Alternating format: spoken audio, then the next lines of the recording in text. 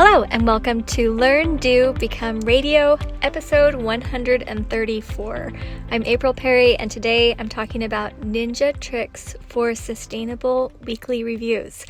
If you've been following us at Learn, Do, Become, you've heard us talk about building a step command central, having a seamless system to hold all of the papers and thoughts and goals and emails and texts and projects and all the stuff on your plate. But once you build that step command central and you have a system, you need to maintain it. You don't want to forget to look at things. You don't want anything to slip through the cracks. So how does a system, digital and or paper, actually stay working? How do you make it sustainable to continue being a stepper? That's what our community has started calling themselves, which we love. So today I'm going to dive in and talk about that. Now, I'm actually recording this sitting in my car on my phone outside the high school in the parking lot. We just had call number 4 for our 4 weeks to finish program today. And I thought if I don't record it now, it's going to be a while because we've got a lot of stuff coming. So I thought it would be fun to just jump on my phone and record this for you and hopefully give you some hope.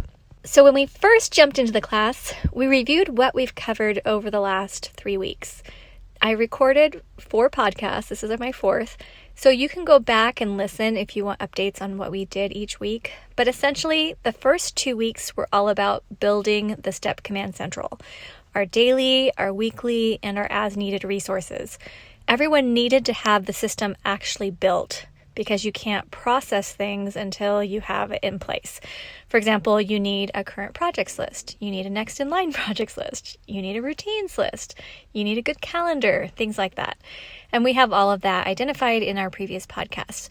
We also went through these 8 processing questions. And in week 2's report that I did a couple weeks ago, I did list a podcast you can listen to. It's in the show notes there if you want to know more about the 8 questions and how to process for those of you following along at home.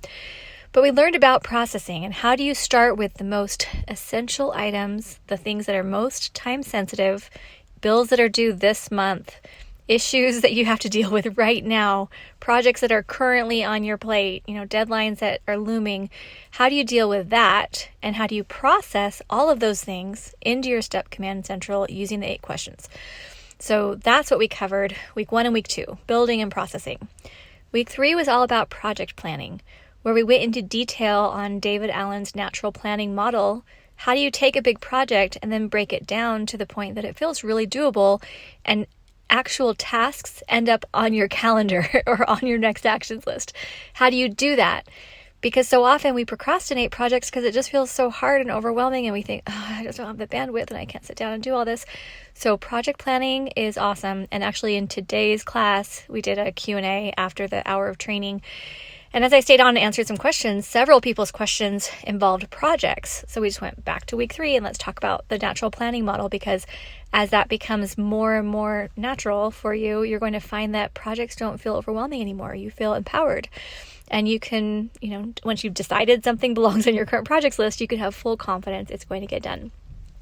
Okay, but then today we focused on the weekly review, and our team, as we were planning for this and we were gathering ninja tricks to share with one another that I could present into the class, so many of our team members were saying, oh my goodness, this is what everyone's so excited about. They've been asking for this. People have been wondering, how am I going to remember all this and how will I keep it up?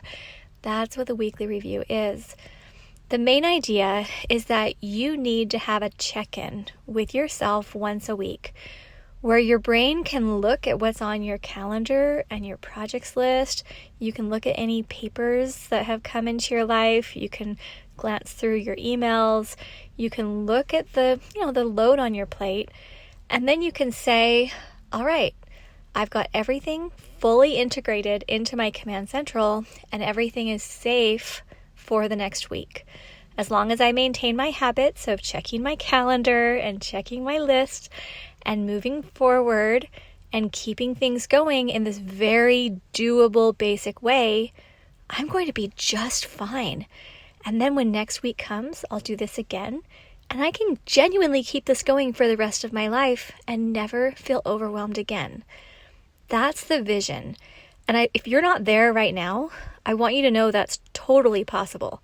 I used to feel crazy. My brain was crazy. I had long lists. I could never get them checked off. I wrote down so many things. I felt so behind. I was missing deadlines. I couldn't even sit in a class because I didn't want to learn anything else because it felt so hard. But now things are calm and I feel focused and I feel like I can actually do things without all that effort, all that friction. Things just move at a pace that just feels so good. And that's what I want for you as well. So what I'm going to do now is just go through the Ninja Tricks handout that we gave to those in our class and just share a few that might be helpful to you as you get started, all right? Okay, so number 1, if you have a paper planner, a lot of you do, a lot of you don't. So if you don't, you can just listen to how we talk about this and then see if that would fit for something else you're doing. But if you have a paper planner, every day as you turn the page, you look at any notes that you wrote down and see if there's anything there that needs to be extracted. So for example, if I outlined an article or I wrote down some key information I didn't want to lose, I'm going to take a picture of it. I personally use Evernote. You can use OneNote or your Notes app or something else. But I put it in Evernote and I save it so that information is there. And if there's any calendar-specific task associated, I go ahead and add that to my calendar. That way, when I get to my weekly review, I'm not looking back at a whole week's worth of calendar pages and trying to figure out, well, what did that scratch mean? What did all those scribbles stand for? Instead, it's fresh in my mind. I know where to put it, and I can just move on. And then my planner, I just need to, clean out a few pages. It's not a big deal. All right, let's talk about the calendar. You want to be checking your calendar every morning and always looking 2 to 4 days ahead so nothing surprises you. When you go into a weekly review, you're looking the whole week ahead, but by keeping up with it day to day and making sure, okay, things are feeling good. If you have a shared calendar and the person you share it with adds something, you're going to see it. Nothing will surprise you. It's going to help you because then even the day you sit down to look at your weekly review or sit down to do your weekly review and you look at your calendar, you can see, oh yeah, I've already been looking 2 to 4 days ahead, so now I just need to look a little further out in the week and make sure I feel really clear on what's coming. Some of our team members like to color code repeating events so the calendar looks fun. If you're doing a paper calendar, you can totally use pens, or we have a paper calendar we hang in our kitchen. That's just so we can put, who's visiting or what are some fun birthdays we have coming up or things like that. So I keep markers by it and I color it and I make balloons or I make a little image for everything that we're doing. It makes it fun if you like color. Also, if you're working with a spouse, spending maybe 5 to 10 minutes talking with your spouse or partner saying, and it could be informal, hey, what do you have coming up this week? Or I have a couple things I want to talk to you about. When would be a good time to do that? So good, because now you're starting to get the family on board, and that's what we want. Moving on to the next one, if you have a digital task manager, I got a little passionate about that in the class today, but my strong caution is not to put deadlines on the tasks in your task manager. Anyone who creates an app that allows you to break projects down into tasks or lets you create something repeating or lets you create some calendar specific, thing that needs to be done. Every single app has a deadline option and it's great. A lot of times they integrate with your calendar. They let you say, okay, I need to do this thing by Friday. Awesome. The problem is most people will add a deadline to all of them. Even if the deadline is not accurate, they think, well, I should just put something in there. Then what happens is when you take a peek inside, I would say 99% of anyone's digital task manager, you say, can I peek inside of it? I guarantee in 99% of them, you're going to see red overdue dates. You're just going to see, oh yeah, that was due yesterday and that was due 3 months ago, because it's hard to keep up with it, especially because most of the time you're adding a deadline when you don't actually need it. So instead, what I recommend is you add a few deadlines, maybe 1 to 5 per day that you're actually going to need to do. And then you just have project time built into your day and built into your week when you can work on projects that are organized the way we've been talking about in teaching. It makes the biggest difference because you don't want to wake up in the morning and see you have 85 things due. That's just a recipe for feeling sick to your stomach, frustrated with your life, feeling like you're trapped, feeling like you have no time, feeling like you're behind, and you're going to have so much more energy and you're going to build more momentum if you take the deadlines off. But the caveat is you need to have the system in place where your projects are very focused and you have project time every day. And you need a good weekly review in place to review your routines, which I'll talk about in a minute. We also talked a lot about just resetting the desk. In past videos and podcasts, we've talked about resetting the room. That's a phrase that James Clear uses in his book, Atomic Habits, where, every time you leave a room, you just reset it. Like if we leave the family room, we fold the blankets, we, straighten the couch cushions, put the TV remote back where it goes, things like that. When you reset your desk, same thing. Like today, I was recording and I had an Ethernet cord there for my computer. I had my nice microphone that usually belongs in my podcast room. I had my water bottle, I had my planner, I had some papers that needed to be put away. And I just knew, okay, as soon as we're done here, we're going to reset the desk. Everything goes back where it belongs. So the desk is just always left clear.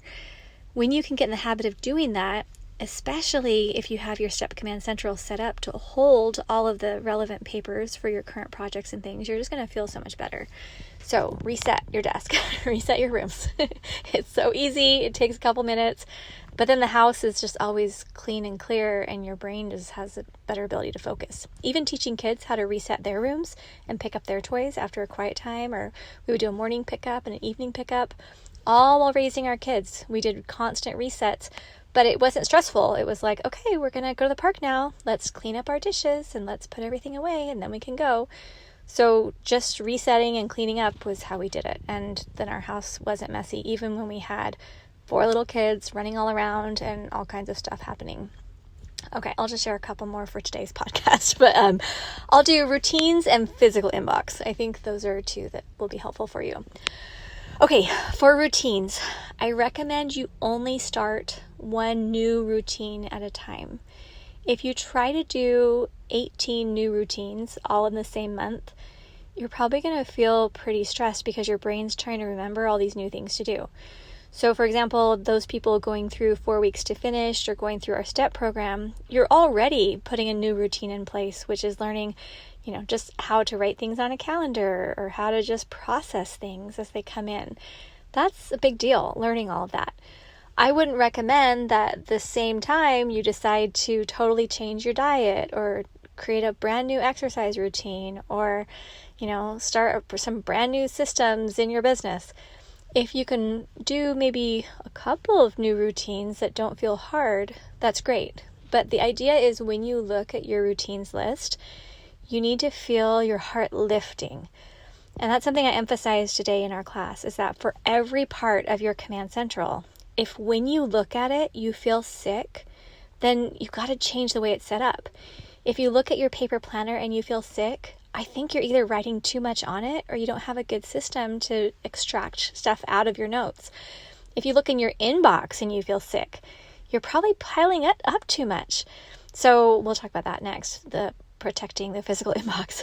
But when you look at your routines list, you want to feel happy, like, okay, they're all gathered in one place and this is doable for a human being because we're all human beings. I was sharing in class how for a lot of years, I lived my life doing things I didn't want to do at a pace I didn't want to keep because I felt like I had to for one reason or another. I was in this tough position, or I had to please somebody, or everybody needed me, and I put myself in the center. And I've stopped doing that, and it has been a huge change for me. I feel like the best routine is learning how to breathe and learning how to create space and learning how to take care of yourself so you're not always stressed out. I don't want you stressed out. I don't want to be stressed out. We've talked a lot about routines and keeping the bare minimum routines in front of you, and then having your multiple choice perfect day as another option. I'll just expand on that for a second, then I'll move on. But the main idea is that if you look at the basic routines required to keep your life moving, there's not that many. It's things like, okay, laundry, basic groceries, basic cleaning, self-care, like showering, brushing teeth, getting enough sleep, basic home care, basic work responsibilities. If you wrote all of those down, that should feel doable. If that doesn't feel doable, then you probably need to get some extra help or figure out how to, renegotiate expectations with other people in your life. Because those basic things, that you don't want that to feel overwhelming. But then there's a lot of dream routines we have where someone's like, oh, and then I'm going to do this exercise routine every day, and then I'm going to do all this skincare, and then I'm going to do all these affirmations, and then I'm going to do date night, and then I'm going to do special quiet time with all my kids, or something like that. And you might have all these routines that you want to do and that are your dream routines. And that's what we call the multiple choice perfect day. So anything that's not essential to life and sustaining your life, then that can be on your multiple choice list, where you pick a few each day and you call it the perfect day. So some days I'm going to get, showered and do my hair and makeup, and I'm going to have a great time spending quality time with my children. And then maybe other days I stay in sweats all day, my leggings, and I just kind of work on projects, and we just eat random scrambled eggs or something like that for dinner. I mean, every day can look different, but it can still be a perfect day. We call it perfect, complete. Okay, so that's enough on routines. And then the last one I'll cover for today is the physical inbox. So what some people do is they fill their inbox all week, and then during their weekly review, they sit down to process it. But if you just fill it all week and you don't protect the inbox, you're going to end up with every piece of mail, every piece of paper, anything that you wrote down on a random piece of paper and threw in your inbox, and it's going to feel really full. And then when you look at it, you're going to think, oh, that's not fun. I don't want to process my inbox. But if you protect your inbox, it looks something like this. When mail comes into your home, or when you check the mail, you look through it and you pre-sort it, and some of it goes straight to recycle, and some things might be quickly noted on a calendar. Some things might require a quick text to someone or a quick decision, or you can put catalogs or things you want to look at, magazines, right into your read and review basket. A lot of things can be immediately put where they belong. So that's going to help you do that pre-sort. Then I only end up with maybe 3 to 5 things in my paper inbox every week. It's really not that much. When we had children at home, there were a lot more papers when they would come home from school. Now a lot of things are digital at school, but back in the paper day, that's where I had things like my sneaky sorter, and I've talked about that on prior podcasts. But I had things for their artwork, or I had, maybe more of a sort, or I maybe had 30 things each week in my inbox to process, just because there were more of us in the home and I was managing more. Now I probably have more on the digital email and Slack and Asana side, so it's a little different now. But either way, I was pre-sorting. So when I sat down to do my weekly review, the inbox felt manageable given what's on my plate. Aaliyah has shared that she doesn't love to process her inbox, but she gives herself 10 minutes to just take things off the bottom of it and process them in the time allotted. So she says, okay, let me just get the oldest stuff. I'll process this, and then we'll just see what happens. And then sometimes she likes to work longer, and sometimes 10 minutes is enough, and then she can just pick up and continue later that day or on the weekend. But doing some kind of a pre-sort, or peeking through your inbox and seeing, hey, is anything going to expire or explode between now and next week? It's okay to just kind of, leave some stuff in the inbox if you need to for a couple weeks. I wouldn't say that should be your regular things, but honestly, doing these pre-sorts, protecting your inbox, and then having this scheduled time, this weekly review to actually sit down and do your processing, it's going to feel so good. Jill had said that she actually does set it as an appointment every single week. It's her appointment to do her weekly review. And then if that feels overwhelming, she might set up 3 different appointments and divide it up into, pieces. I'm scrolling through what she had written down for hers as far as when she did it. I'm not seeing it right this second, so I won't take more time on that. But the main idea is that you could do something like, okay, I'm going to focus on the inbox and looking through my task list. And then the next time I might work on my current projects list and look at my routines a little bit more. And then the next time I might really focus on emails and getting my immediate action emails, to 0, something like that. So that's the idea, is that you want to have a regularly scheduled or a regular routine where your brain always knows that everything's safe. Because when you know that there's something out there like, oh, darn it, I've got this bill due and I forgot about it, or I was going to get this refund on this thing, but then the date passed, or, oh yeah, I've got to take that back, or whatever, you know how it goes. When your brain has all those open loops, you're going to feel a sense of stress, even if it's subconscious. Once all of those open loops are closed and you have a really good habit of a successful weekly review, you're going to feel awesome. The challenge I see, though, is that when people establish their weekly review habit, they let it take way too long. Like it could be 2, 3, 4 hours. If that's happening, you're not actually reviewing, you're working. And there's a difference. When you sit down to do a weekly review, I want you to be making decisions. When am I going to do this task? When am I going to process, all these extra emails that are going to take some time? When am I going to, take a little bit more time on this routine? Or what calendar triggers can I add into place? What can I update? What can I simplify? That's what you're doing. You're not sitting down to work on projects and, make a whole bunch of, big, long, decisions. You want it to be quick. So anyway, hopefully that's helpful to you. So, okay, a few announcements as we close up. Number 1, if you are not in our free community Facebook group, you're really missing out. It is awesome, and my dream for it is that it's a place where our community can come together and just talk about the things that we're teaching here on the podcast or on our YouTube channel or just on the website.